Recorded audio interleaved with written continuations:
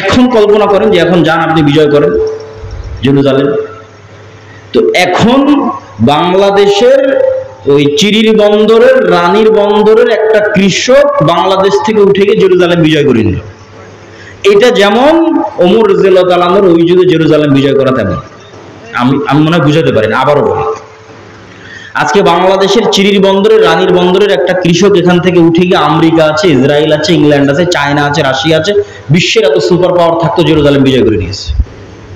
এইটা যেমন ঠিক ওই যুগের রোমান এম্পায়ার এবং ওই যুগের পারস্য এম্পায়ার, পার্সিয়ান এম্পায়ার এর উপস্থিতিতে আরবে তৈরি হওয়া এক মরুভূমি থেকে উঠে আসা এক রাখাল, যাকে কেউ চিনত না, ওমর ইবনুল খাত্তাব, খালি হাতে জীর্ণ শীর্ণ অবস্থায় জেরুজালেম বিজয় করে নিয়েছে।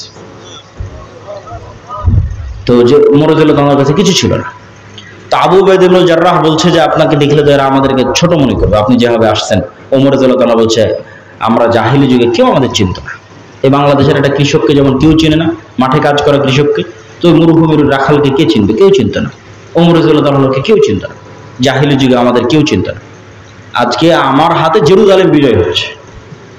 তো আমার হাতে জেরুজালেম বিজয় হচ্ছে আ'আজ্জানাল্লাহু বিল ইসলাম। এই সম্মানটা আমরা অর্জন করেছি, এই ক্ষমতাটা আমরা অর্জন করেছি তাকওয়া, পরহেজগারিতা, আল্লাহ ভীরুতা দিয়ে।